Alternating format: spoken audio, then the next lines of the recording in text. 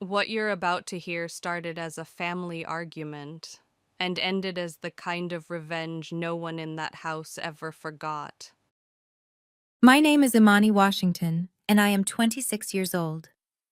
When my grandparents died tragically in a car crash, my family expected to inherit their $38 million estate. They had always treated me like the family scapegoat, the quiet, worthless art history major. So when their lawyer read the will, the entire room froze. My grandparents left all of it, every single dime, to me. My father demanded I sign it over. I said no. That night they threw me out onto the street. The next morning they showed up at my grandparents' mansion to evict me, but they stopped dead in their tracks when they saw who was standing right beside me. Before I tell you exactly what happened in that lawyer's office and who was standing with me on that porch, let me know in the comments where you are watching from. And if you have ever felt underestimated or betrayed by the very people who should have protected you, hit that like button and subscribe. This story is about what happens when the family scapegoat finally gets the keys to the kingdom. The air in Mr. Howard Jameson's mahogany office felt too thick to breathe. I sat in a small leather chair in the corner trying to shrink. The polyester blend of my cheap interview suit felt scratchy against my skin. My family sat in the front row as if they were royalty. My father, David Washington, 55 years old, impatiently tapped his gold Rolex against the arm of his chair. My mother, Monique, 54, dabbed at her perfectly dry eyes with a silk handkerchief, her pearl necklace gleaming. My older brother, Marcus, the 30-year-old golden child, was whispering to his wife, Tiffany. Tiffany, 29, let out an exaggerated sigh. She was a white woman who had married into our black family's perceived old money with ferocious enthusiasm. I hope this is quick, Marcus, she whispered loud enough for all of us to hear. We have 1 o'clock reservations at St. Cecilia. I am not missing that reservation. Marcus just chuckled and patted her hand. Just a formality, baby. Just signing the papers. Mr. Jameson finally entered. He was a tall, formidable man in his 60s, my grandfather's best friend and executor. He commanded the room. We are here, he began, his voice deep and steady, to execute the final will and testament of Theodore and Alara Washington. My mother produced a single theatrical sniffle. They were such good, generous people. They loved their family so much. My father cut her off. Let's get to the point, Howard. We all know they were generous. We know they loved us. The Buckhead estate, the stock portfolio. They left everything to me and Marcus to carry on the Washington family business legacy. Just read that part so we can get to lunch. Monique chimed in, glancing back at me with a look of fake pity. Oh, Imani, sweetie, don't you worry your little head. We'll make sure you're taken care of. We can probably find you a nice, clean little apartment somewhere. You'll be fine. Taken care of. It was always their code for staying in my place. Mr. Jameson stared hard at my father. Actually, David, they were very, very specific. He put on his reading glasses and opened the thick document. After much careful consideration, he read, "We bequeath our entire estate, including all real estate holdings, all stock portfolios, and all trusts, valued at an estimated $38 million. The tapping of the Rolex stopped. The room held its breath.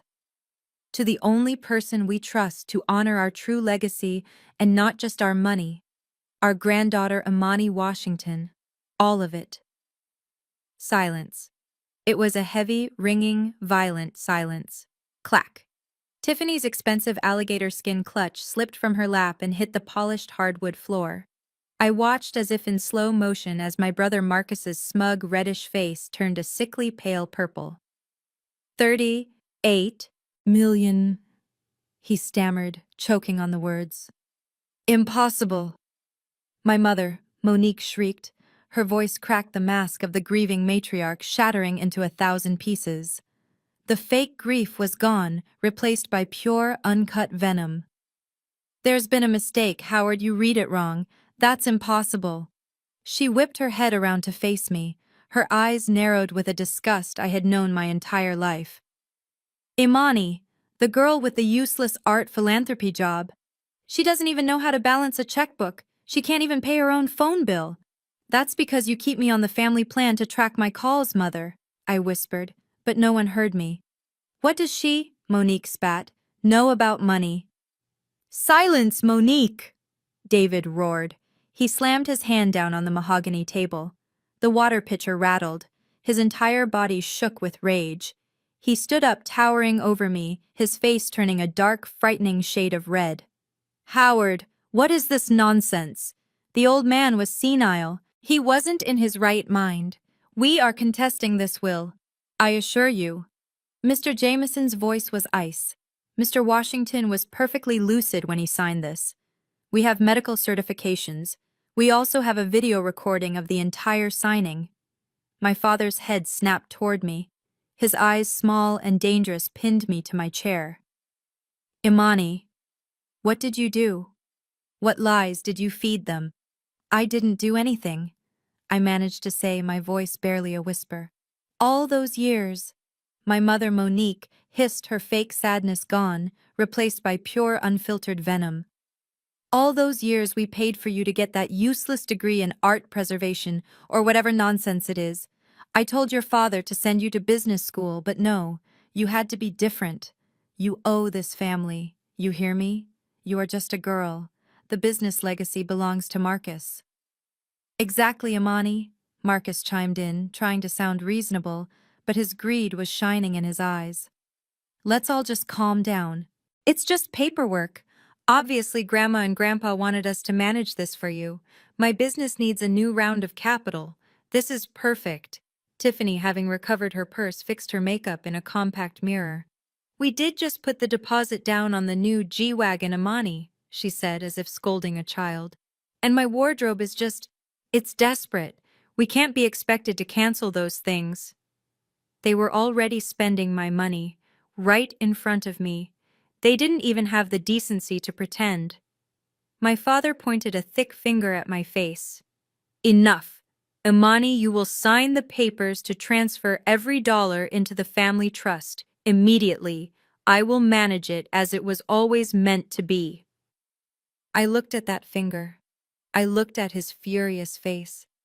I looked at my mother's hateful sneer, my brother's greedy smirk, my sister-in-law's vapid entitlement. I felt the spine that my grandparents had so carefully nurtured over 26 years finally lock into place. I took a deep breath. I looked my father dead in the eye. For the first time in my life, I didn't look away. No. The word was quiet, but it landed in the room like a bomb. What? David's voice was a low growl. What did you say? Monique shrieked, clutching her pearls. I said no, I repeated. My voice was louder now, clear and cold. It's my inheritance. Grandmama and Grandpapa trusted me with it. I stood up, my legs shaking, but I stood. I am not handing it over to you. I paused, and then delivered the final blow. Especially, I said, since I know exactly what you'll do with it. The color drained from my father's face. The anger was replaced, just for a second, by pure animal panic. He knew that I knew. He knew I'd seen the reports my grandfather had shown me. He knew I was aware his successful consulting firm was a house of cards drowning in $2 million of debt. You, he whispered. You ungrateful. He lunged. His hand was raised open and heavy, aimed right for my face. I flinched, bracing for the sting I knew so well. David. Mr. Jameson's voice cracked like a whip. He was on his feet in an instant, his large frame planting itself directly between me and my father. Do not lay a hand on my client. My father froze, his hand still in the air. This meeting, Mr. Jameson said, his voice dropping to a dangerous calm, is over. Get out of my office. All of you. He straightened his tie. Ms. Washington will stay. My hands were shaking so hard I could barely sign the receipt for the taxi. Mr. Jameson had offered me a ride in his Bentley, but I had refused. I couldn't let him see the house I lived in, the attic room I still occupied at 26 years old. As the taxi sped away from the gleaming skyscrapers of downtown Atlanta, my father's face flashed in my mind. The rage in his eyes, his hand raised to strike me. It wasn't the first time he'd looked at me with that kind of hatred. A memory sharp and stinging cut through the shock of the $38 million. I was 18 again, standing in our living room clutching the acceptance letter. I got it, I had whispered, my voice trembling with joy. The full art scholarship to Spelman. My father hadn't even looked up from his newspaper. He'd just held out his hand. I gave him the letter. He read it, a sneer twisting his lips, and then slowly, he tore it in two. Then four. Then 8. Washingtons are in business, he'd said, his voice cold. We don't waste our time on childish drawings. I had run to my room, my heart completely shattered. The next morning, my grandmother Elara had come to me. She sat on the edge of my bed and quietly placed an envelope in my hand. Your grandfather and I have handled it, she said, her voice firm. Your father will think it's a student loan. You go to school, Imani. You go and you shine. She'd held my chin. Your light is bright, baby girl. Don't you ever let them dim it. I leaned my head against the cool glass of the taxi window. I thought of her in the hospital just a few months ago. Her hand felt so frail, but her grip was still strong. Your silence has been your shield, Imani, she'd whispered, her voice raspy. It has kept you safe, but you must know when it's time to stop shielding and start roaring. The taxi pulled up to the curb. I looked at the house. I knew as I paid the driver that the time to roar had finally arrived. The taxi dropped me at the curb of the brick house I'd lived in my entire life. I paid the driver, my body numb, and walked up the familiar concrete path. Then I stopped. My life was on the front lawn. Not my whole life, just my part of it. My 2 scuffed suitcases, a sagging cardboard box labeled art books, and a large black trash bag. I knew without even looking that the bag was full of my clothes, just ripped from their hangers and drawers and stuffed inside. It was all dumped on the grass just inches from the curb, like garbage waiting for pickup. For a moment, I couldn't process it. My mind searched for a logical reason. There must be a leak in my room.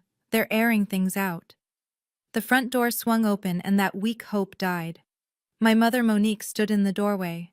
She wasn't crying. Her face was a mask of cold, hard satisfaction. She held a glass of white wine in one hand, looking as calm as if she were about to host a dinner party. Mother, I whispered. My voice sounded strange. What's going on? Why is my stuff out here? Monique took a slow, deliberate sip of her wine. You made your choice, she said, her voice flat and cold. You made it very clear in Mr. Jameson's office. You chose money over your family. That's not true, I said, my voice shaking. He tried to hit me. You were trying to steal my inheritance. You humiliated your father. She snapped, her eyes narrowing. You humiliated this entire family in front of that lawyer. You are not the daughter I raised. She looked me up and down, her lip curling in disgust. In fact, you are not my daughter at all. Not anymore. We are finished with you, Imani. Finished with me. The words felt like stones in my throat. You can't just... You're my mother. This is my home. I am nothing to you, she spat. And this is not your home. Not 1 minute longer. That's enough, Monique. My father David pushed past her. He was vibrating with a controlled, terrifying rage. He wasn't holding a wineglass. He was holding a thick stack of papers and a pen. I am going to give you one last chance, he said, his voice dangerously quiet. One final opportunity to fix this mess you've made. One chance to be a part of this family again. He shoved the papers toward my chest. I flinched, catching them before they fell. I didn't need to read the title. I knew what it was. A power of attorney. A full transfer of assets. You sign this, right here, right now, he commanded, clicking the pen and thrusting it at me. You sign everything over to the family trust. I will manage it the way it was supposed to be. You do that and we can forget this disgusting little rebellion of yours. He leaned in, his voice dropping to a whisper. You sign it or you get off my property. This isn't just your property, I said, a tiny spark of defiance lighting up inside me. Grandmama Ilara helped you make the down payment on this house, I know she. Sign it, he roared, his face inches from mine. Or get out. You are not welcome here. What's all the yelling about?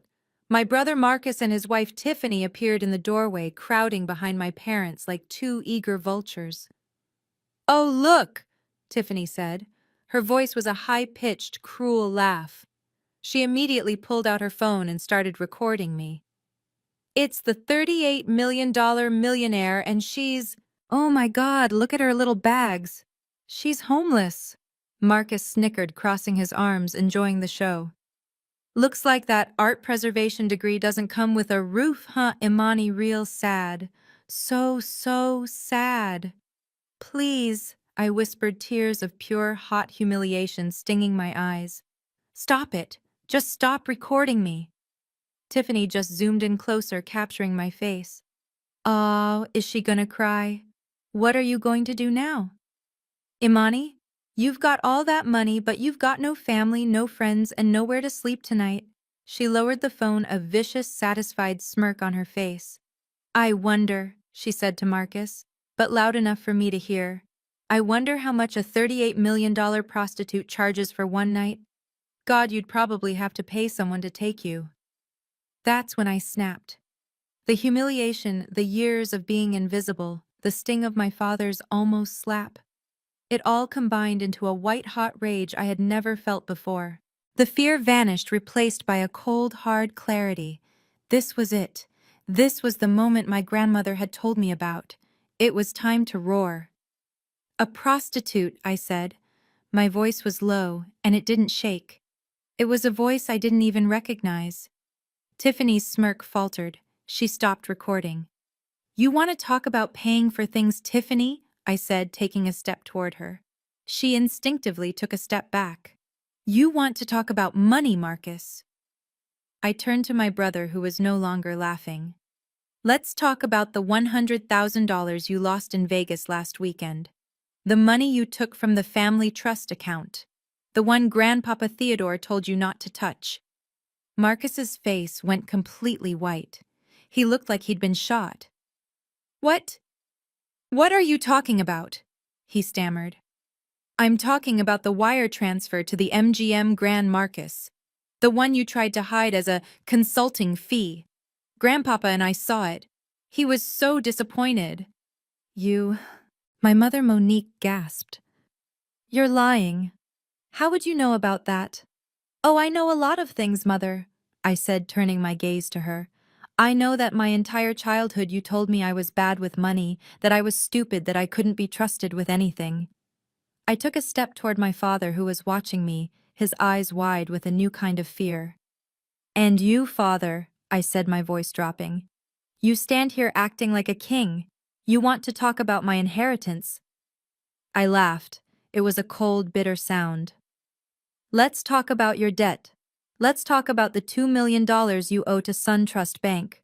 The loan you took out against your failing business by secretly leveraging Grandpapa's stock portfolio without his permission, the payment that's due in 10 days, the payment you have no way of making.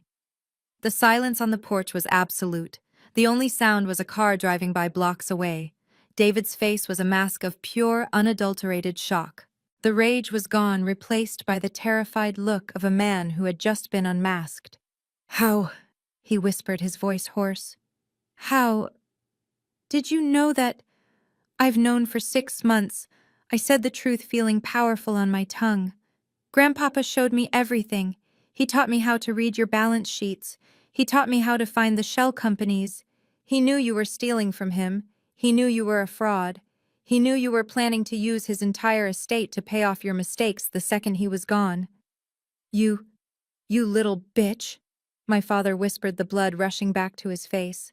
You spied on me, you and that old fool. He protected his legacy, I said, from you. That was what broke him. It wasn't a slap, it was faster. He lunged forward, not with an open palm, but with a fist. He grabbed a huge handful of my hair, yanking my head back so hard I screamed in pain. "You think you're so smart?" he roared, his face inches from mine, spittle flying. "You think you've won?" He dragged me stumbling off the porch and onto the grass. "David, stop!" My mother shrieked, but it was a weak protest. She was terrified of him. He threw me hard onto the lawn. I landed painfully on my shoulder, scraping my hands on the concrete path. "You have nothing," he screamed, standing over me like a madman. "You hear me? You have no one." I reached into my pocket for my phone, my fingers fumbling, needing to call Mr. Jameson, needing to call someone. David saw it. He kicked the phone out of my hand. It skidded across the pavement. Before I could even cry out, he raised his heavy dress shoe and stomped down on it. Crunch! He stomped again and again, grinding the screen into a spiderweb of shattered glass and black plastic. "No family!" he roared. "No phone, no one to help you!" He pointed a shaking finger at me, a pathetic, broken heap on his perfect lawn next to my garbage bag of clothes. "You want your $38 million? Go get it. Let's see how you survive now, you ungrateful, worthless nothing. Let's see how your inheritance helps you tonight." He straightened his suit jacket, and walked back into the house. "Don't you ever come back here," he yelled. "You are dead to us." Marcus and Tiffany were gone from the doorway. My mother stood there for 1 second, her face a mixture of horror and, was that satisfaction? Then she closed the door. The deadbolt clicked shut. I was alone. The sun was setting. The air was getting cold. I was a $38 million heiress, and I was homeless, phoneless, and completely, utterly alone. I sat there on the cold grass for a long time, the shock making me numb. Then I started to tremble. The sobs came hard and painful, but through the tears a memory sparked. My grandmother Alara, your silence has been your shield. My grandfather Theodore, you have to know how to fight back. And then another memory. Mr. Jameson in his office just hours ago. He had handed me his card, a thick linen card. "Ms. Washington," he had said, "if you need anything." I had stuffed it into the back pocket of my jeans under my cheap suit pants. My phone was destroyed. But my wallet was in my purse, which was still on my shoulder. I wiped my nose, my hands shaking. I got to my feet, my body aching. I grabbed my suitcases and the trash bag. I walked away from that house, the only home I had ever known. I walked 2 blocks down the dark street until I saw the blue glow of a payphone. I pulled the wallet out. My fingers fumbled, searching past my useless debit card. There it was, the thick linen card. Howard Jameson, attorney at law, and his private cell number. I picked up the heavy, dirty receiver, my heart pounding a new rhythm of fear and something else. Hope. I put a quarter in the slot and dialed. My fingers were numb, clumsy as I fumbled the quarter into the payphone slot. The heavy, greasy receiver felt cold against my ear. I dialed the number from the thick linen card, my heart hammering against my ribs so hard I thought it might break. It rang once, twice. A crisp, professional voice answered. "Jameson Law Evening Service." I need to speak to Mr. Howard Jameson." I stammered, my voice cracking. "Please, it's an emergency. My name is Imani. Imani Washington." There was a click. Not a hold, but an immediate transfer. "Imani." Mr. Jameson's deep voice came on the line instantly. He wasn't at his office. This was his private line. "Ms. Washington, are you all right? Where are you?" That's when I broke. The dam of adrenaline and shock burst, and a raw sob tore out of my throat. They did it," I cried, huddling against the cold metal of the phone booth.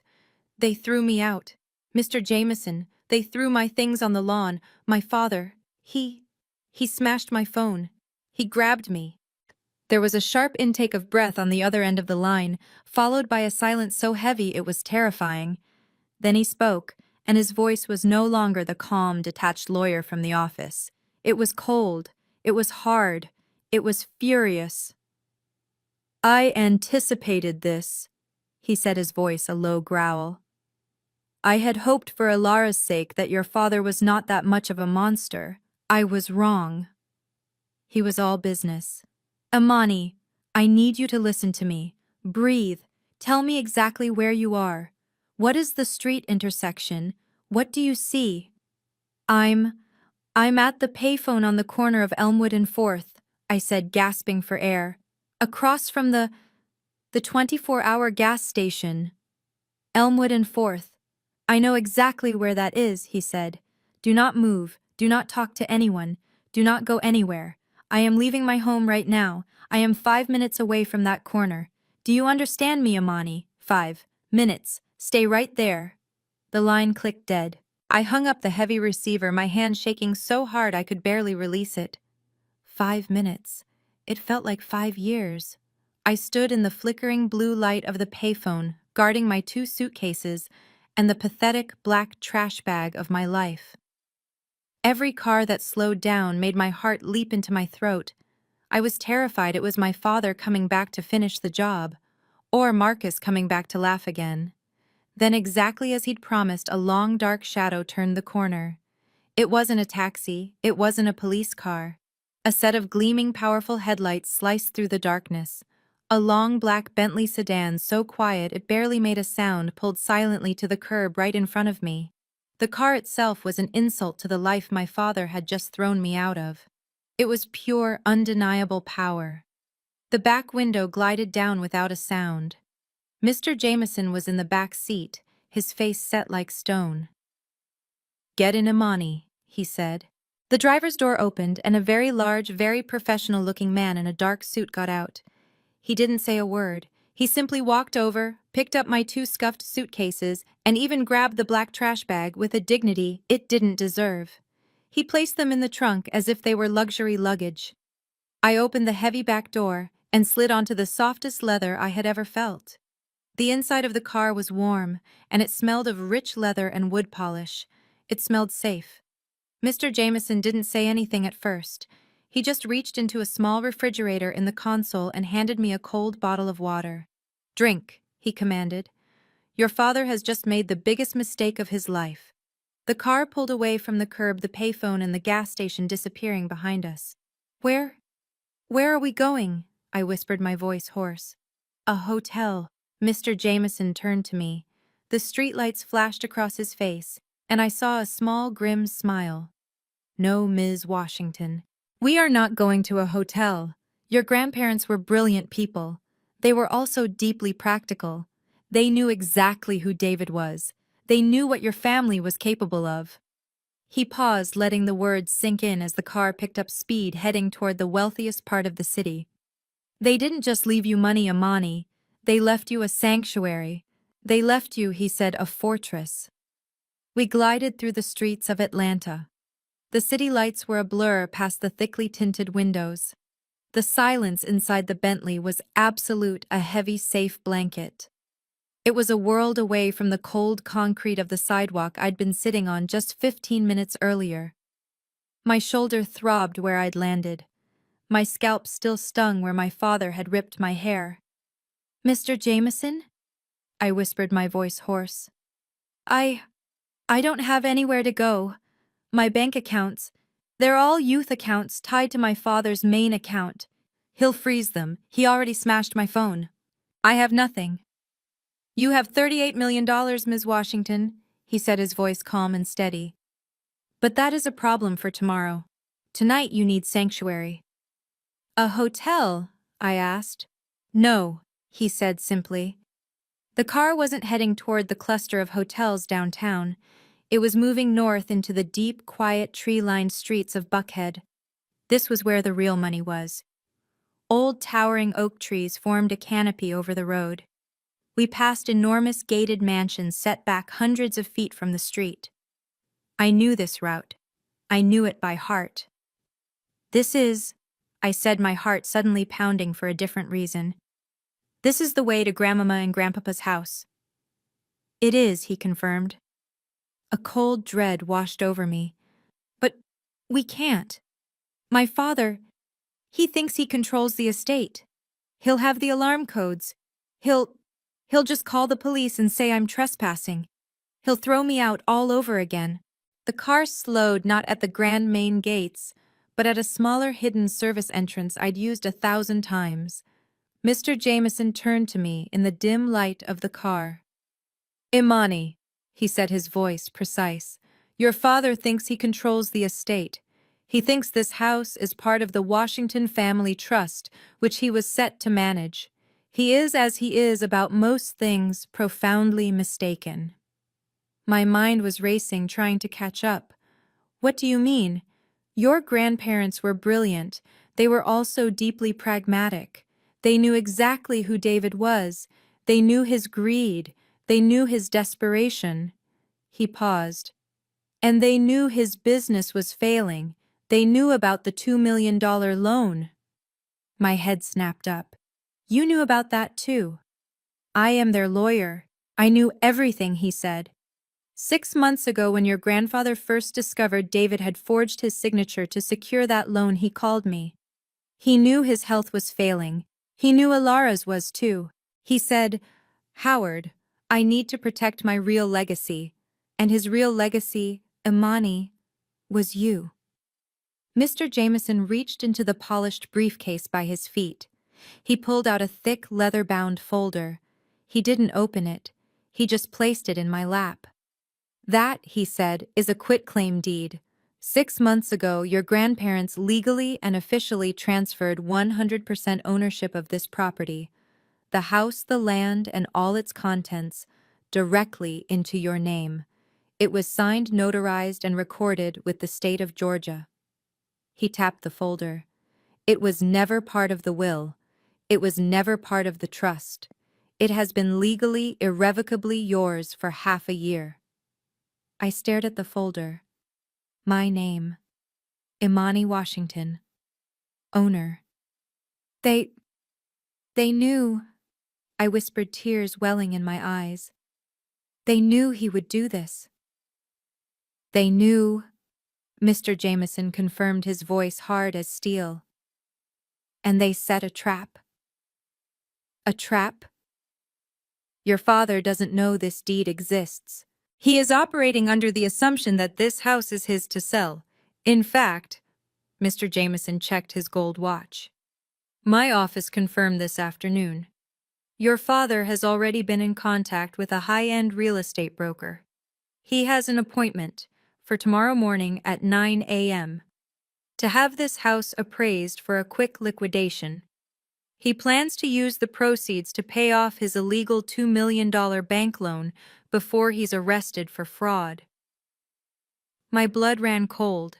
He wasn't just kicking me out. He was planning to sell my grandparents' home, my home, to cover his own crimes. Mr. Jameson handed me a small, heavy velvet box. These are yours. I opened it. Inside, on a bed of black satin, were the 2 original ornate skeleton keys to the house and 1 new high-security key fob. The driver, who had been silent this whole time, opened my door. Mr. Jameson led me to the small side gate. He entered a code, and the gate swung open without a sound. We walked up the familiar stone path to the side door, the one that led into my grandfather's library. Go ahead, he said. My hand was shaking. I put the old, heavy brass key into the lock. It turned smooth as butter. The door clicked open. I stepped inside, and I could breathe. The air was different. It smelled of old books and beeswax furniture polish, and the faint, sweet scent of my grandmother Alara's rose perfume that always lingered in the curtains. It smelled like safety. It smelled like every weekend of my childhood. It smelled like love. This was the room where Grandpapa taught me to read the stock tickers.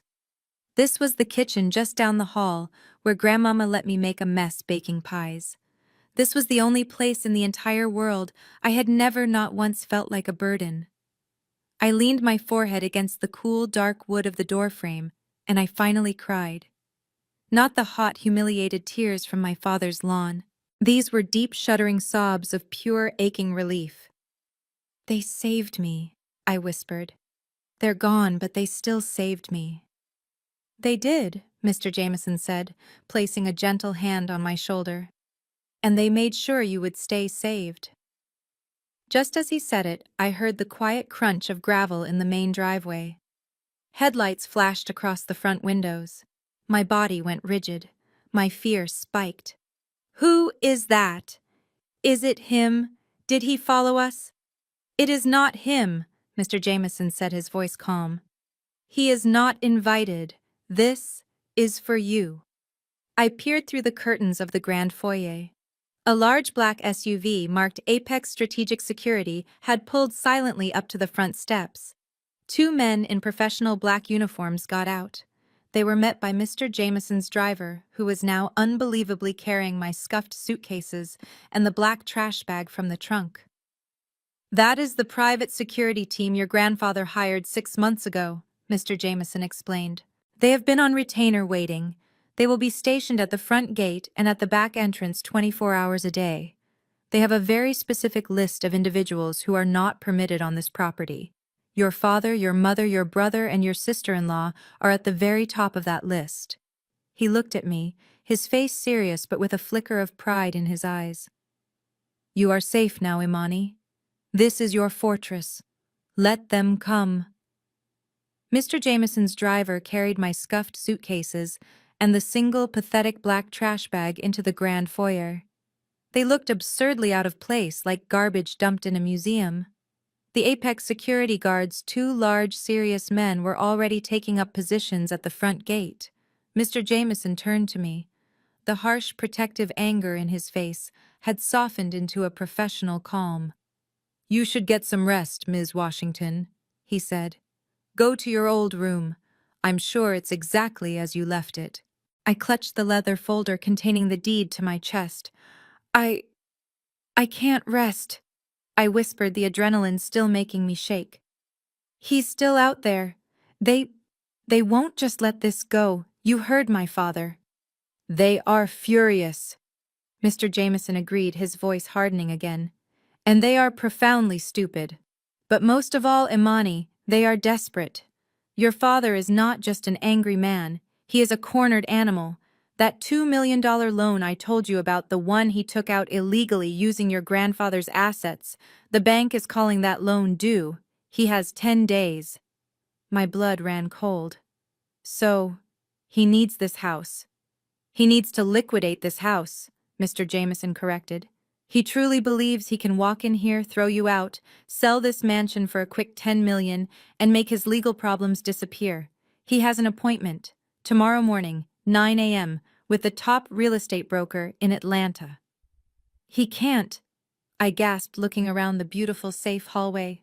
He can't just sell it, can he? Legally, absolutely not. This house is yours free and clear, he said, tapping the folder I held. But desperate men do not care about the law. They care about leverage. He will show up tomorrow. He will make a scene. He will try to humiliate you publicly.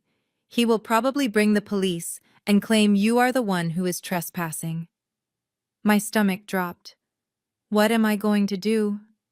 You, Mr. Jameson said, are going to stay inside your fortress. You will not answer the gate.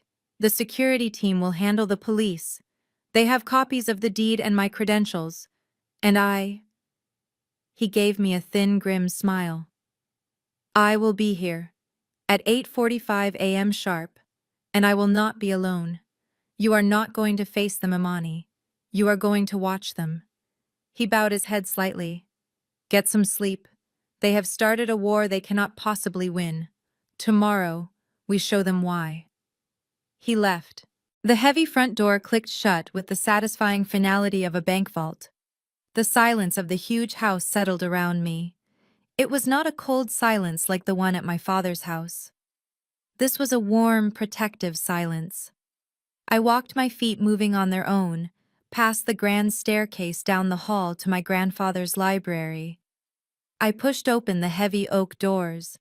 The room was exactly as I remembered. It smelled of old books, leather, and the faint, sweet scent of my grandfather's pipe tobacco. I ran my fingers along the spines of his law books. I sat in his massive worn leather chair behind the desk, and I saw it.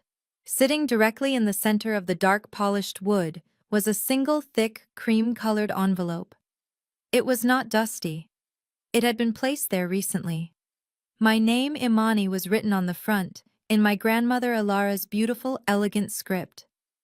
My hands trembled as I picked it up and broke the wax seal. A folded letter was inside. My dearest Imani. I read aloud, my voice echoing in the quiet room. If you are reading this, my love, then we are gone. Do not let your grief for us overshadow your strength. Your grandfather and I have lived a long, full life. Our only regret is that we could not heal the sickness in our son David. Tears blurred the words. I wiped them away. We have watched you your entire life. We saw your quiet resilience. We saw the light they tried so hard to extinguish. We knew long ago that you were the only one who understood our true legacy, the legacy of integrity, not of money. Your grandfather Theodore was a brilliant businessman. He has left you the $38 million. That is your shield. It will protect you. But money, Imani, is just a tool. It is loud and it is clumsy. What I am leaving you is something far more powerful.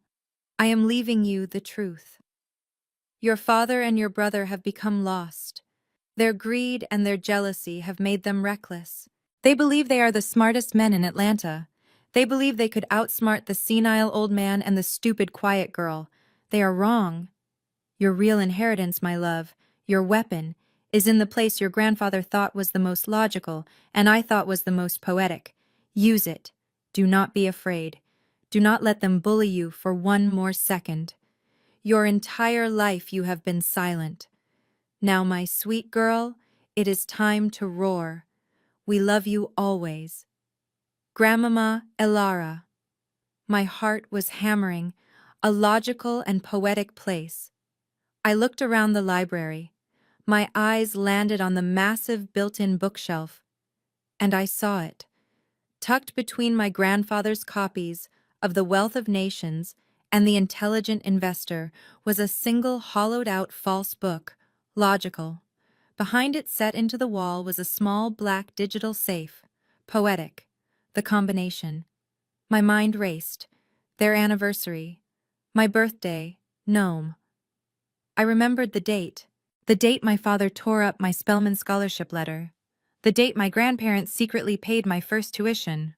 I typed in the numbers, 081420117. The safe clicked. The small green light flashed. I pulled the heavy steel door open. There was no cash, no jewels. There was only a plain black accountant's ledger, and sitting on top of it, a single black USB flash drive. I pulled the ledger out. I opened it. The first page was in my grandfather's neat, precise handwriting. It was a log. Dates, amounts, transfers. August 10th, $50,000. To Marcus. Reason given business investment.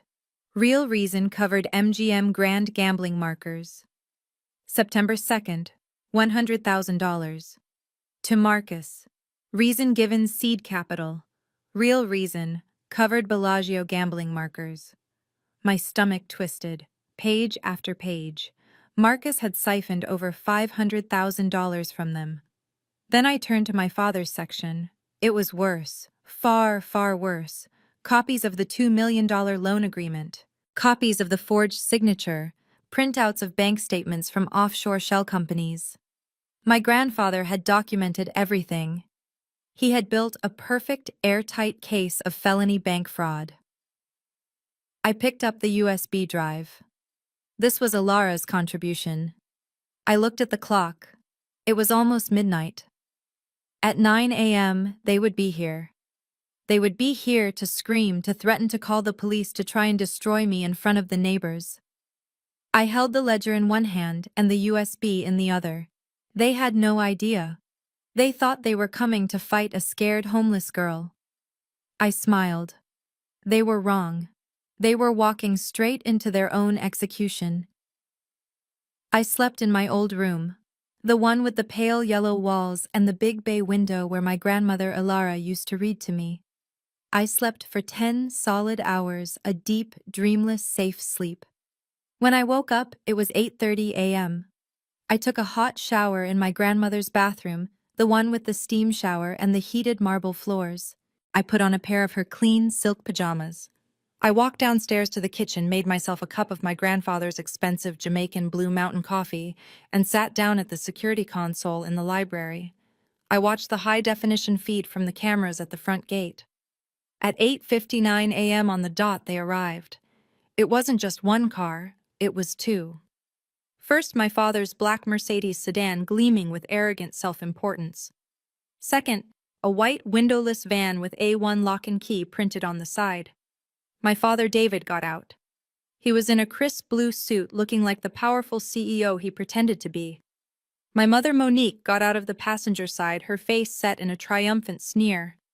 Marcus and Tiffany spilled out of the back, Tiffany already holding her phone up as if she was documenting a celebrity sighting.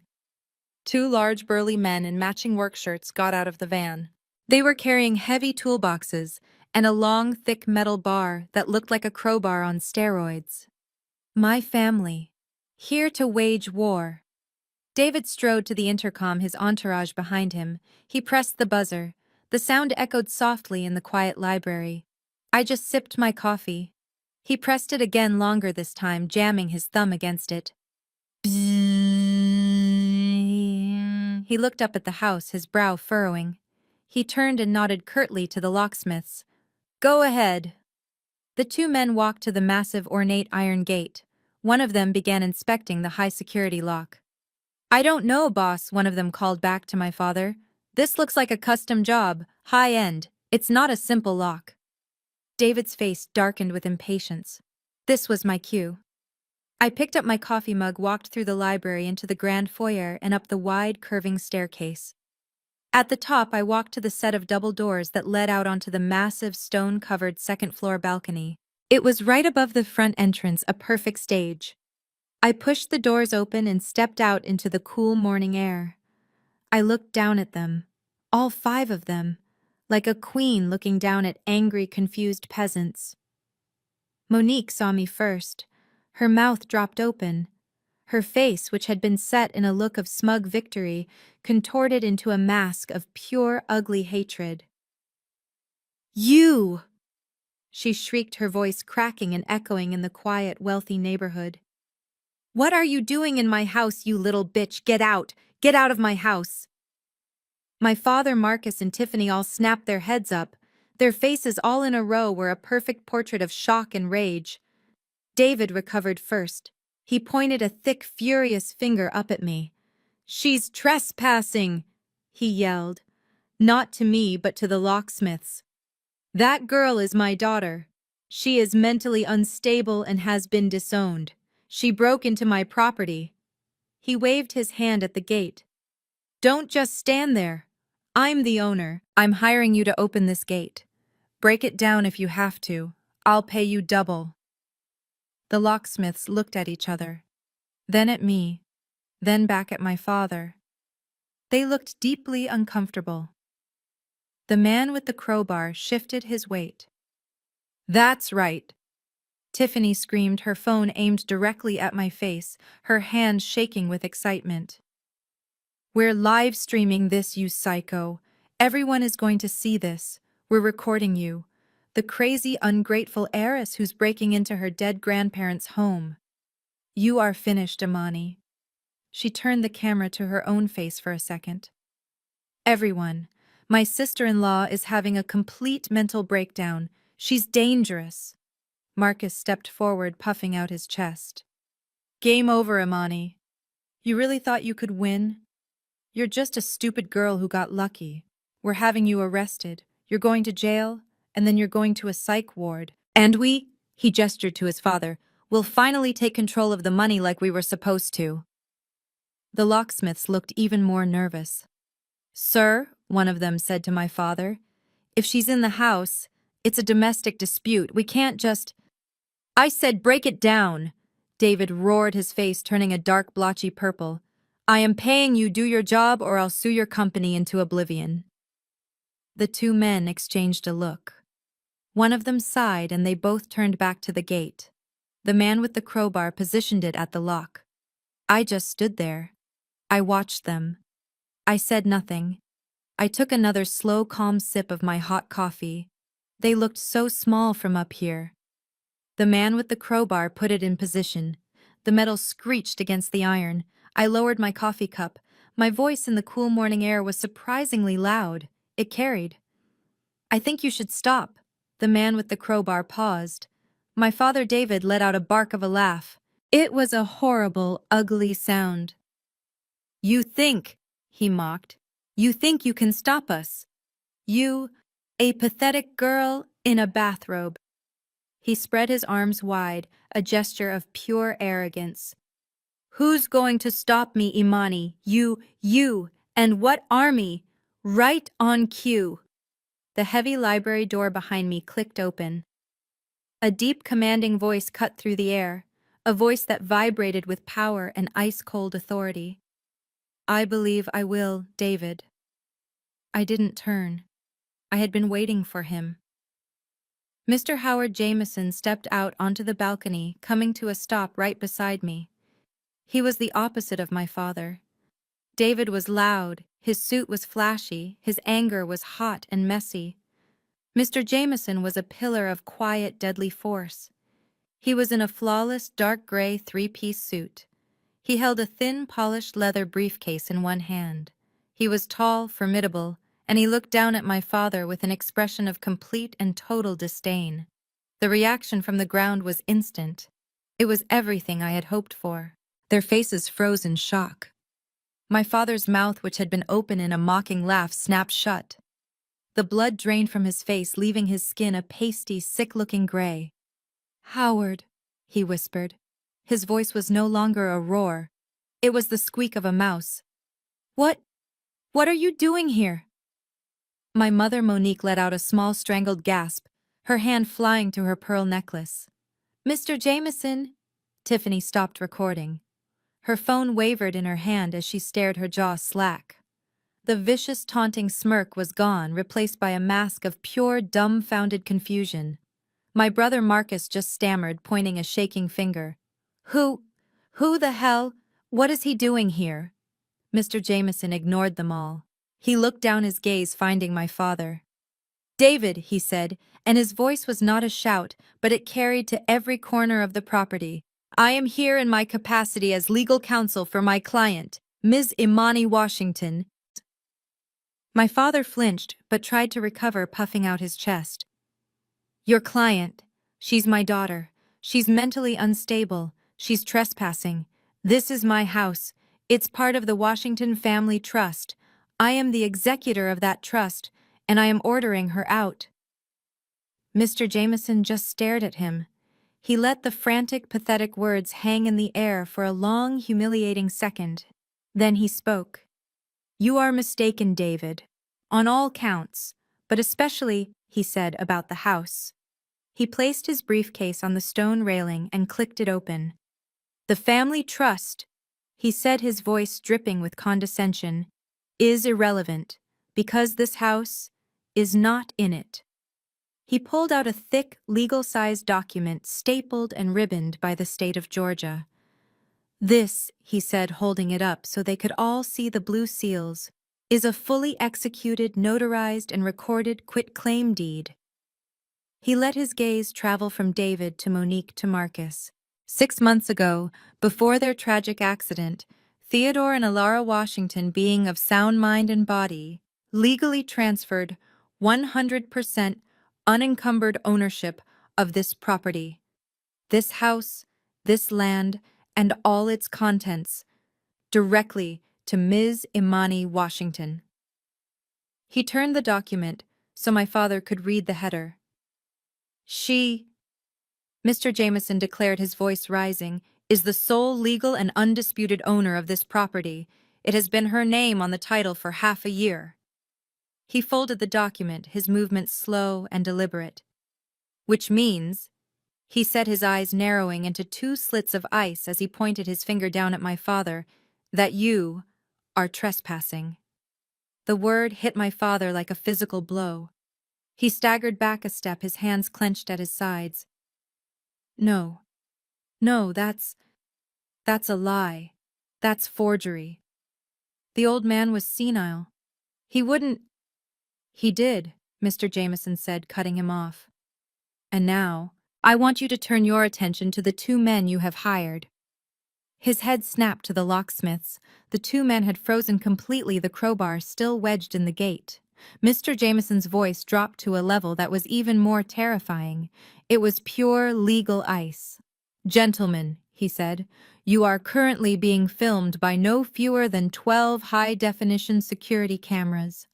You are at this moment attempting to aid and abet criminal trespass, property damage, and the attempted breaking and entering of a private residence. My associate has already recorded your license plate, your business name, and your faces. He leaned forward slightly.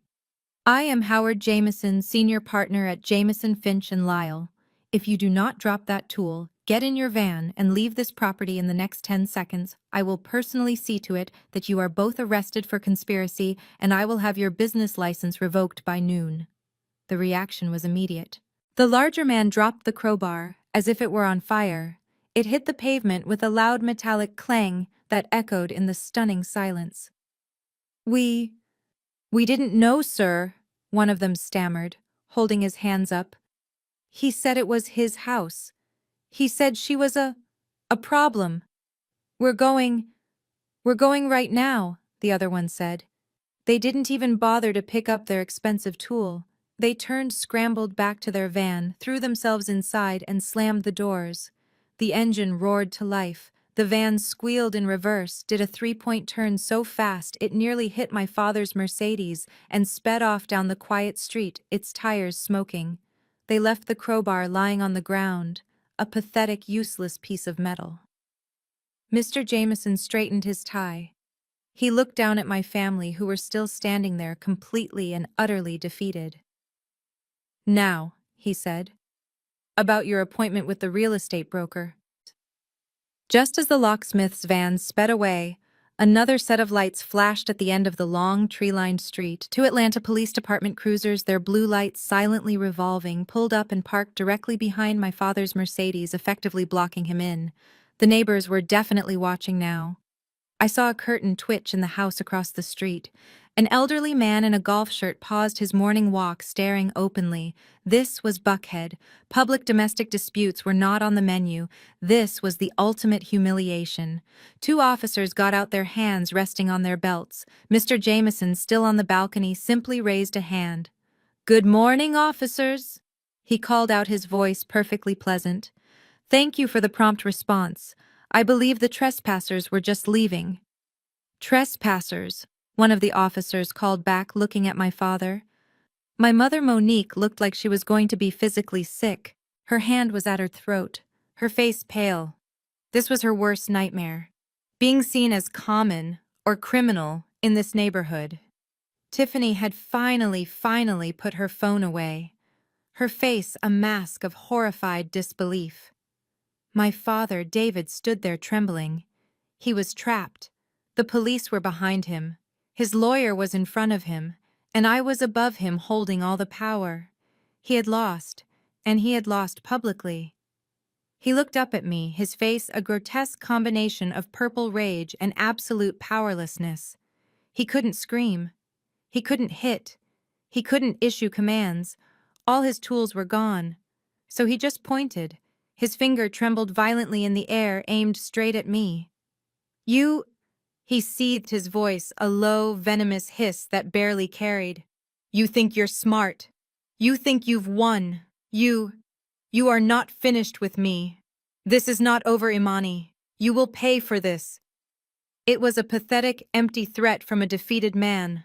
I looked down at him, at this man who had terrorized me my entire life. I felt nothing, no fear, no pity, just an ending. I leaned forward slightly, resting my hands on the cool stone railing. "Oh, I know it's not over, Father," I said, and my cold, clear voice carried across the lawn. "I haven't even started yet." A shiver went through him. He had no idea what that meant, but he knew it was true. The police officer took a step toward him. "Sir, is there a problem here? We were told you were trying to forcibly enter a property that isn't yours." That was the final straw. David let out a strangled animal sound of pure frustration. He turned, yanking on his suit jacket, and stormed back to his Mercedes. "Monique, Marcus, get in the car now." My family didn't walk. They scrambled. They fell over themselves to get into the car, their heads down in shame. My father peeled out of the driveway, humiliated, defeated, with 2 police cars watching him go. The street was quiet again. I let out a breath I didn't know I was holding. Mr. Jameson turned to me, a look of profound satisfaction on his face. He closed his briefcase. That, he said, was part 1. He turned and looked back into the library, where I had left the black ledger and the USB drive sitting on my grandfather's desk. "Now," Mr. Jameson said, a grim smile touching his lips, "it's time to use Grandmama Ilara's secret weapon." We went back inside. The heavy doors closed, shutting out the world. The police cars drove away. The quiet, humiliated street returned to its peaceful state. I was still shaking, but it was a different kind of shaking now. It was the vibration of power. "He called me a pathetic girl in a bathrobe," I whispered, looking down at my grandmother's silk pajamas. "You are," Mr. Jameson said, walking past me into the library, "the most dangerous person he has ever met. He just doesn't know the full extent of it yet." I followed him into my grandfather's office. The room felt like a command center. I sat in the large leather chair behind the desk. It felt like it finally fit me. Mr. Jameson stood in front of the desk, all business. "What he just experienced," he said, "was humiliation. What comes next is annihilation. Your grandparents, Imani, were meticulous. Part 1 was the shield, the house, securing your safety." He tapped the black ledger and the USB drive that I had left sitting on the desk. "This," he said, "is the sword. Now let's review the terms of their surrender." I opened the black ledger. My grandfather's perfect, precise handwriting filled the pages. It wasn't just a list of numbers. It was a story of betrayal. Mr. Jameson walked me through it, though I had read it all night. "Part 1. Your brother Marcus," he said. He pointed to the first section. "Your grandparents, as you know, gave him seed money for his business ventures. What they discovered was that the only venture he was investing in was the MGM Grand's poker room." I looked at the entries. August 10th, $50,000. Reason given, supply chain investment. Real reason, covered markers at the Bellagio. September 2nd, $100,000. Reason given, new website development. Real reason, covered debt to an offshore bookie. Page after page. He had bled them dry, siphoning off over $500,000 in less than 2 years. "Marcus is a thief and a gambling addict," I whispered. It felt strange to say it out loud. "He's a fool," Mr. Jameson corrected. "A greedy, foolish boy. Your father is something else entirely. He is a predator." He turned the page to the next section. Part 2. Your father, David. My grandfather hadn't just written notes. He had pasted in supporting documents. "As you told him on the lawn," Mr. Jameson said, "your father's company is failing. It is $2 million in debt. What you didn't tell him is that we know how he got that loan." He pointed to a document. It was a loan agreement from SunTrust Bank. And at the bottom, a signature. Theodore Washington. "That," Mr. Jameson said, "is a forgery. And a bad one at that. David forged your grandfather's signature illegally, pledging your grandfather's private stock portfolio as collateral for his own failing business." My stomach turned to ice. "So when the bank," Mr. Jameson finished, "is calling that loan due in 10 days. When David defaults, which he will, the bank will not only seize his company, they will open a federal investigation into the collateral. They will discover the forgery. He is not just looking at bankruptcy, Imani. He is looking at 20 years in a federal prison for bank fraud and aggravated identity theft. It all clicked. That's why, that, Mr. Jameson said, his voice heavy, is why he was so desperate for the $38 million. It was never about the G-Wagon. It was never about expanding the family business. It was about survival. He was going to use your inheritance to pay back his illegal $2 million loan before the 10-day deadline, hiding his crime completely. He was going to steal from his daughter to cover up the fact that he stole from his father. He looked at me, his eyes full of a cold, hard anger. He wasn't just trying to take your money, Imani. He was trying to use you as a get-out-of-jail-free card. He would have drained that $38 million dry and left you with nothing, just like he did to his own parents. I felt sick. I looked at the black ledger, this book of my family's sins. The book is the evidence, I said. It's the proof. The book, Mr. Jameson said, is the hammer. Your grandmother. She left you the nail. He picked up the small black USB flash drive. Your grandfather was logical. He collected documents. Your grandmother was poetic. She collected moments. He plugged the drive into the desktop computer on the desk. Your grandmother was suspicious of David's weekly business meetings with Marcus. So she did what any smart woman would do. She installed a high-end voice-activated recorder in the ventilation shaft of this very office. This is what she found. He clicked on the first file, dated just 2 weeks before the fatal car crash. A voice filled the room. It was my brother Marcus. I'm telling you, Dad, I need another 50,000 or they're going to break my legs. Then my father's voice, cold and angry. You fool! You think I'm made of money. The old man is watching the accounts like a hawk. He and that bitch Imani. My breath hitched. We just need to hold on. My father's voice continued. The loan's due on the 14th. The old man, his heart is bad. Elara is weak. It's just a matter of time. As soon as they're gone, as soon as they're finally gone, all that money comes to us. The 38 million. I'll pay off the bank, you pay off your bookies, and that useless girl, Imani, she'll get nothing. She'll be on the street where she belongs. Now, let's practice the signatures again. Mr. Jameson stopped the recording. I couldn't speak. They hadn't just been stealing. They had been waiting for them to die, plotting to throw me out the second they were gone. I looked at Mr. Jameson. The sick, weak feeling was gone. It was replaced by a cold, hard resolve. They didn't just walk into a trap, I said. They built it themselves. The recording stopped. The heavy, suffocating silence of the library returned, feeling 1,000 times more toxic than before. They had been waiting. They had been waiting for my grandparents to die. Annoyed that it was taking too long. Plotting to throw me out and steal everything, all while my grandmother was fading away in a hospital bed. I felt a coldness so deep it burned. Mr. Jameson, a man I had only seen as the epitome of calm, was pale with a rage that made his hands tremble. He snapped the laptop shut. That, he said, his voice a low, dangerous growl, is conspiracy to commit fraud. And that is where I draw the line. He pulled his smartphone from his breast pocket, his movements sharp and angry. I am calling the district attorney. I have his private number. With this audio recording and that ledger, David and Marcus will be in handcuffs before 5 p.m. His thumb hovered over the contact. No, I said. My voice was quiet, but it stopped him cold. He looked up, his face a mask of confusion. Ms. Washington, Imani, did you not just hear what I heard? These men, your father and brother, they plotted this. This is not a family dispute. This is a criminal enterprise.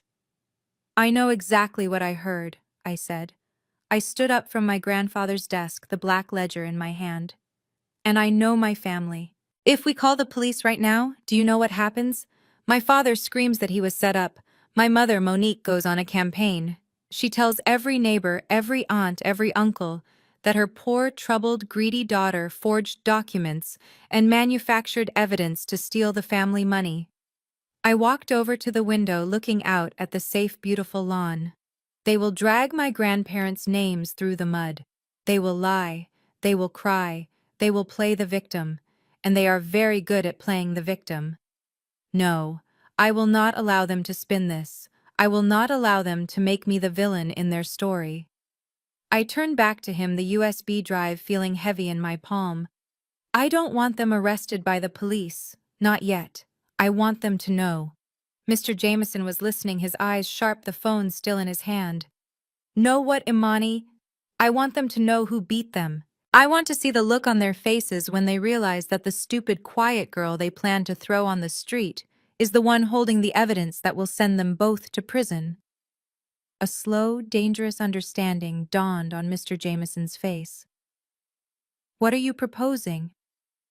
My father is a bully, I said. He's humiliated, but right now he's also terrified.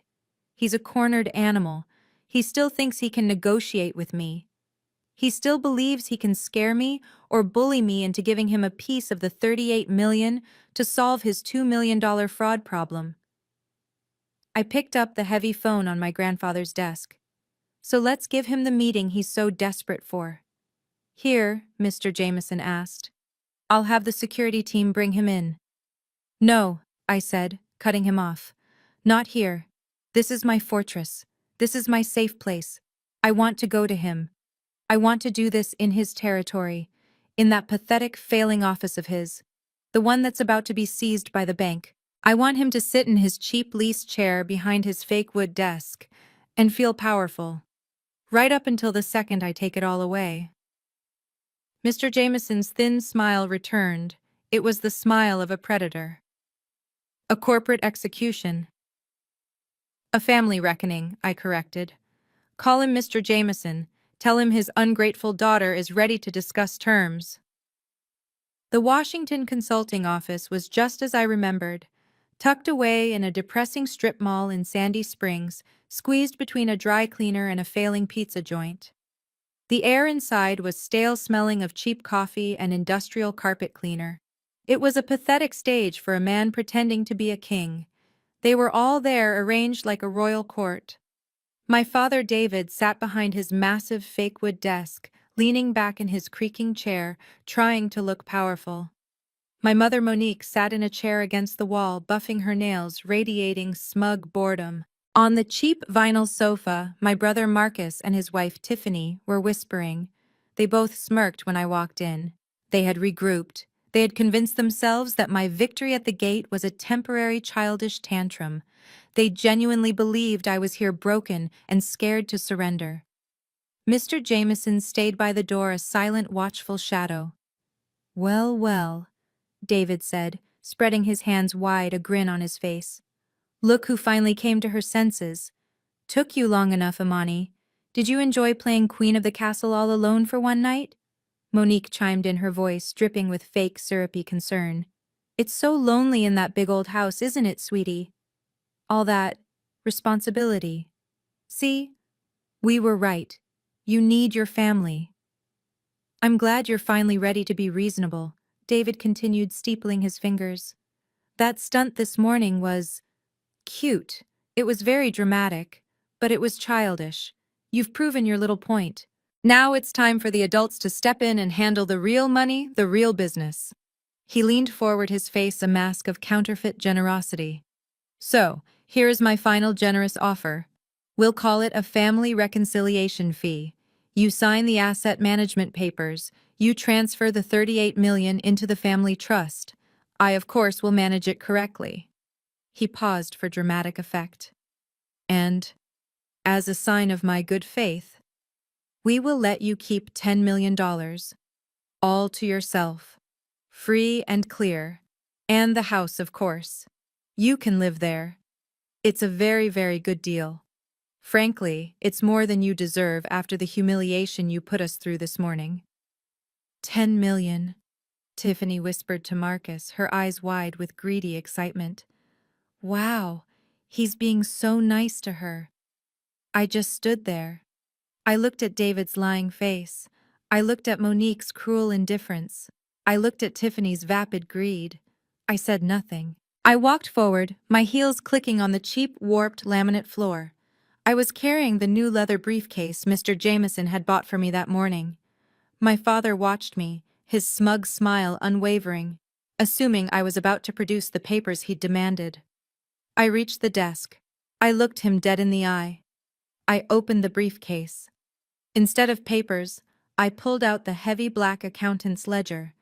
I placed it on his desk. It landed with a solid, heavy, definitive thud. The sound was too loud in the cheap, quiet office. David's smile wavered. "What's this?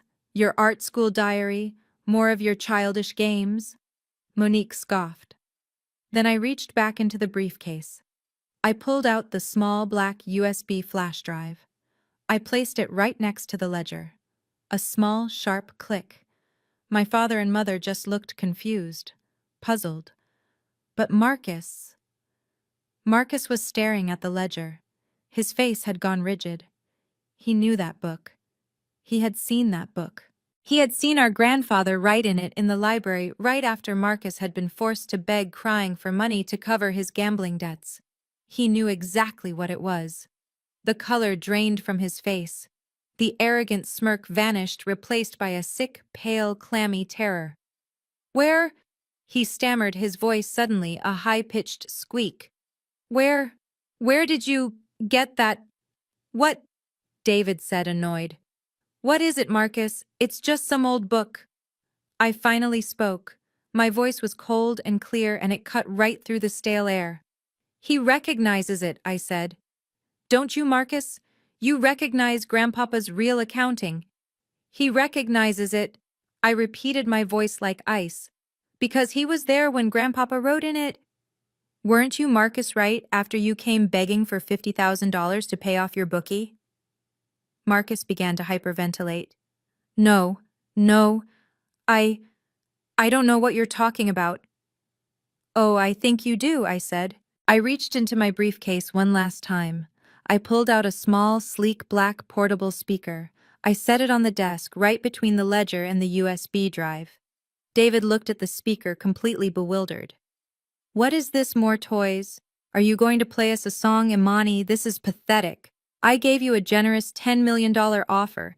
Now you sign the papers or we are done here." "You're right, Father," I said.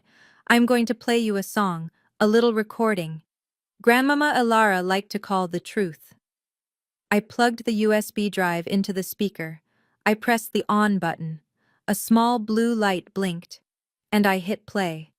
The stale, cheap air of the office was suddenly filled with the crystal-clear recorded voices of my father and my brother. It was the recording from my grandfather's office. Marcus's voice. "I'm telling you, Dad, I need another 50,000 or they're going to break my legs. I'm serious." My mother, Monique, froze. Her hand, which had been buffing her nails, stopped mid-stroke. "What is that?" she whispered. David's voice. "You fool! You think I'm made of money. The old man is watching the accounts like a hawk. He and that bitch Imani, they're looking at everything." Monique let out a tiny, strangled gasp. "David?" Marcus's voice. "What are we going to do? What about the $2 million loan?" The bank called again. They're talking about an audit." David's voice. "Calm down. We just need to hold on. The old man. His heart is bad. Elara is weak. It's just a matter of time. As soon as they're gone, as soon as they're finally gone, all that money comes to us. The 38 million. I'll pay off the bank, you pay off your bookies and that useless girl, Imani. She'll get nothing. She won't even know what hit her. She'll be on the street where she belongs. Now, let's practice the signatures again. We have to get it right this time." The recording clicked off. The silence that followed was absolute. It was the silence of a tomb. Tiffany's face was a mask of utter horrified confusion. She was looking at Marcus, her eyes wide. What signatures, Marcus? What is he talking about?" Monique was staring at her husband, her face pale, her mouth open in a silent O of disbelief. "David, you waited, you forged." My father. David was no longer moving. He was a statue. The smugness, the anger, the arrogance, all of it was gone, burned away by pure, undiluted terror. He stared at the small black speaker as if it were a bomb that had just exploded in his hands. He finally moved. It wasn't a word. It was a roar, a desperate animal sound of a trapped creature. No! He lunged across the desk, his hands clawing not at me, but at the speaker. He was going to smash it. He was going to destroy the evidence. He never made it. A large, dark-suited body moved with impossible speed. Mr. Jameson, who had been silent by the door, stepped forward and put his entire body between my father and the desk. He didn't touch him. He just stood there, a human wall of expensive tailoring and absolute authority. "I wouldn't do that, David," Mr. Jameson said, his voice dangerously calm. David recoiled as if he'd hit solid rock. He was breathing in great ragged gasps, his eyes wild, darting from the speaker to me, to Mr. Jameson. "That's a fake!" he screamed, his voice cracking. It's a deep fake. She manufactured it. That's not me. That's not my voice. It is your voice," I said, my own voice cutting through his panic. "And it's Marcus's voice. It was recorded in Grandpapa's library 2 weeks before they died. Grandmama Ilara was very thorough." I picked up the black ledger. I opened it. "Let's review," I said, my voice cold, hard, and final. I was no longer the girl in the cheap suit. I was the one in charge. Marcus Washington. My brother flinched like I had struck him. Over $500,000 in loans from Grandpapa Theodore and Grandmama Ilara. Except they weren't loans.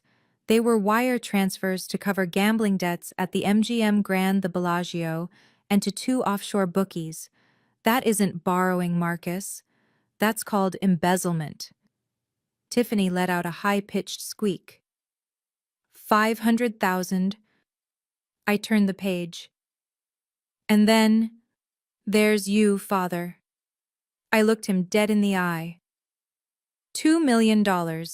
A business loan from SunTrust Bank. A loan that your failing company, this dump, could never have qualified for on its own.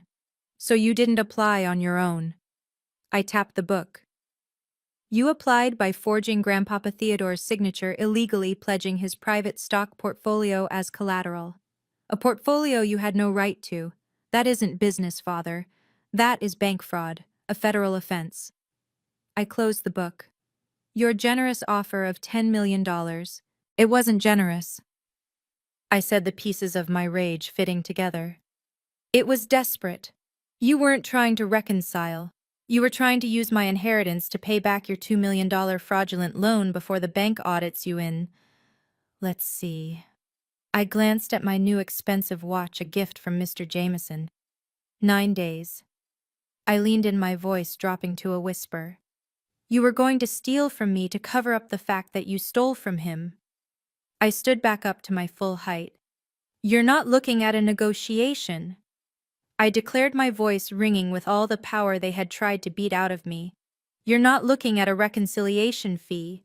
You," I pointed at Marcus, "and you," I pointed at my father, "are both looking at a minimum of 10 to 15 years, each, in a federal prison." In that moment, all the air left the cheap office. The phrase federal prison just hung in the stale, toxic air, thick and poisonous. The absolute silence was broken. Not by my father, not by Marcus. It was broken by Tiffany. She shot up from the vinyl sofa, her chair scraping loudly against the floor. Her face was no longer confused. It was a mask of pure reptilian disgust and sheer panic. She wasn't looking at me. She was staring at her husband, Marcus. "Criminal!" she shrieked, her voice cracking into a piercing, ugly cry. "You told me your family was rich. You told me you were a business genius. And you're a common thief, $500,000 bank fraud." Marcus cowered, holding up a hand. "Tiffany, baby, I can explain. It's not what it sounds like. Explain! She screamed, backing away from him, grabbing her expensive handbag from the sofa. I am not going to jail for you. I am not going to jail for this disgusting family. You think I'm going to stand by a failed con artist? You think I'm going to raise my child while you're rotting in a cell? She looked at me, then at David, then back at Marcus, her eyes filled with pure venom. I'm done. I've already called my lawyer. The divorce papers will be served to whatever federal prison you're about to be sent to. She stormed out of the office, slamming the door so hard the entire wall shook. Her heels clicked frantically down the hallway and then went silent. And just like that, Marcus's last defender was gone. My brother, the golden child, made a choked, gasping sound. He slid off the vinyl sofa. He didn't fall, he just deflated. He crumpled onto the dirty industrial carpet, put his face in his hands, and began to sob. Deep, heaving, pathetic sobs of a spoiled child who had finally been caught. My father, David, was still motionless, frozen, a hollow statue. He wasn't looking at me. He wasn't looking at Marcus.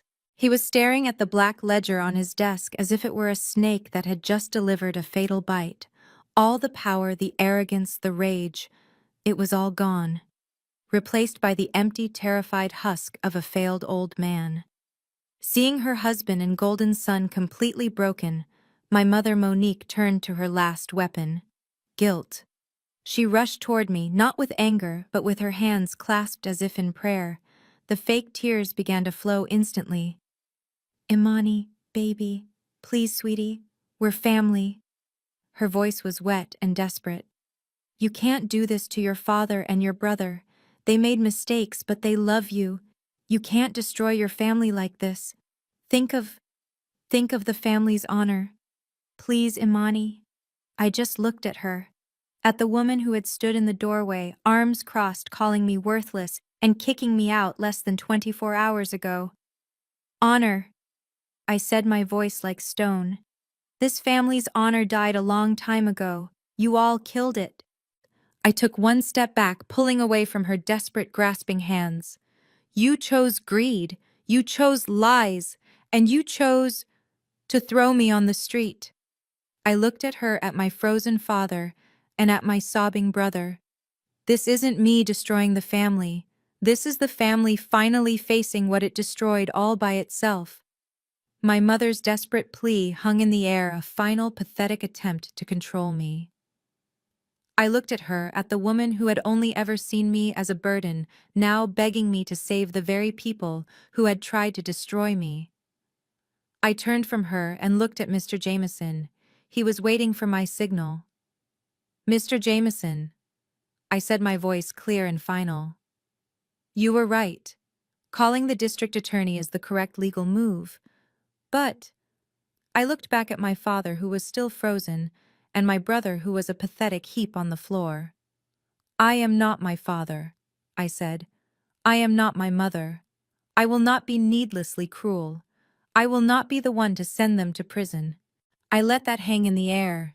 A small flicker of desperate, pathetic hope sparked in my father's dead eyes. Not today, at least. I looked back at David.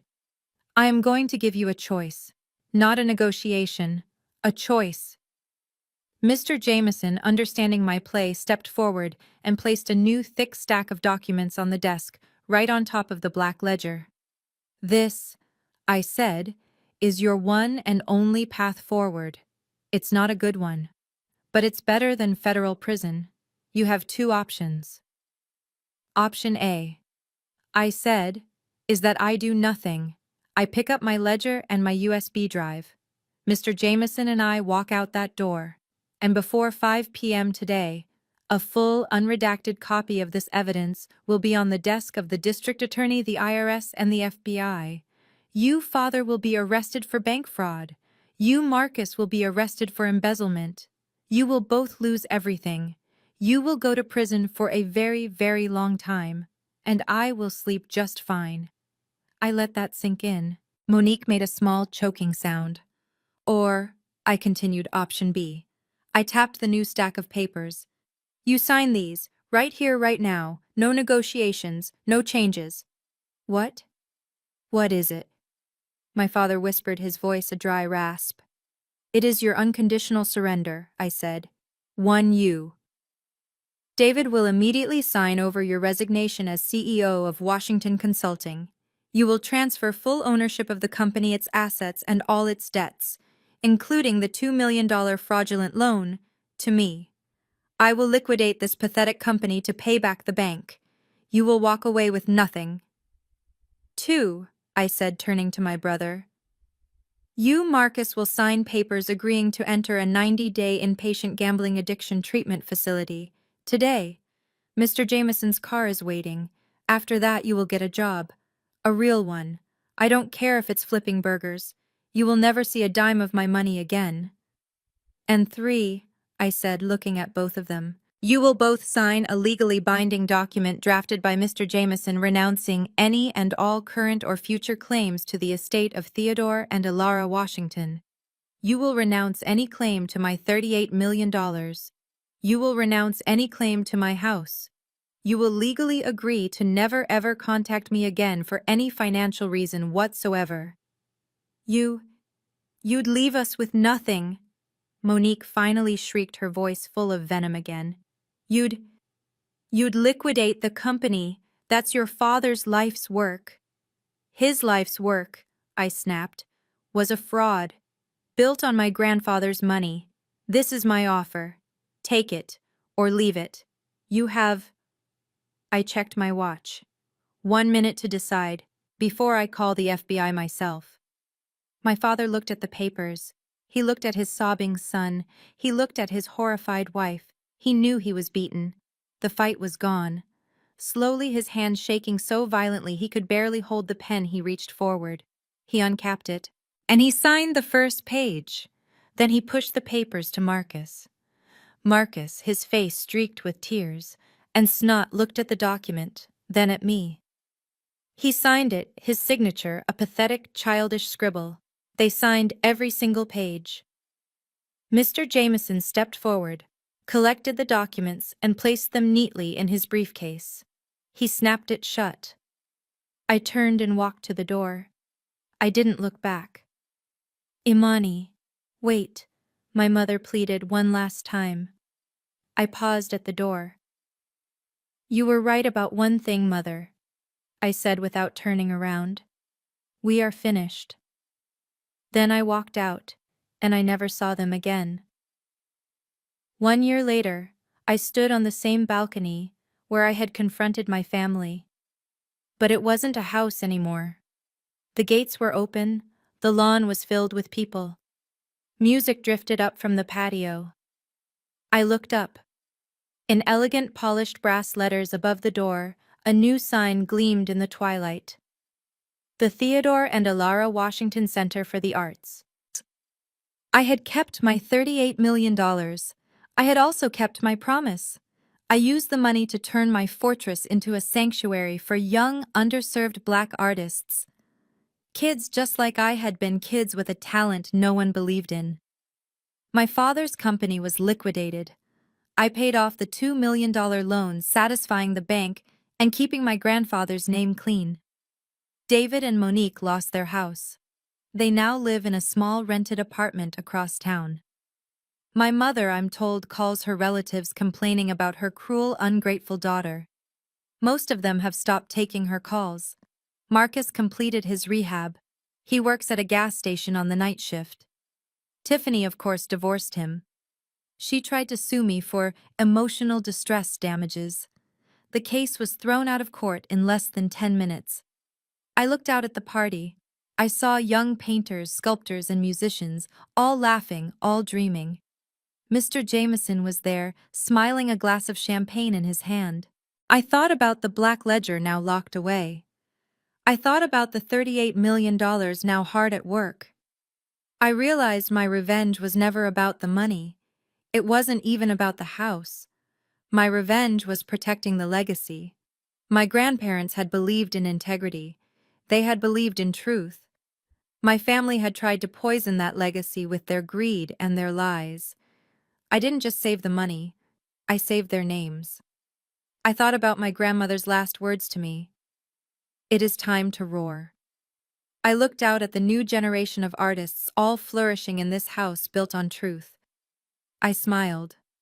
I had roared. And finally, the whole world was listening. The lesson from this story is that your worth is never defined by those who try to diminish you. Imani's family saw her as a worthless scapegoat, but her grandparents recognized her true integrity. They didn't just leave her money as a shield, they left her the truth as a sword. This story powerfully proves that bullies, even in your own family, only hold the power you allow them. True strength isn't inheriting a fortune, it's finding the courage to expose a painful reality, reclaim your own narrative, and use that power to protect the legacy of those who truly loved you. Have you ever had to be the one to expose a painful family truth? Share your story in the comments below.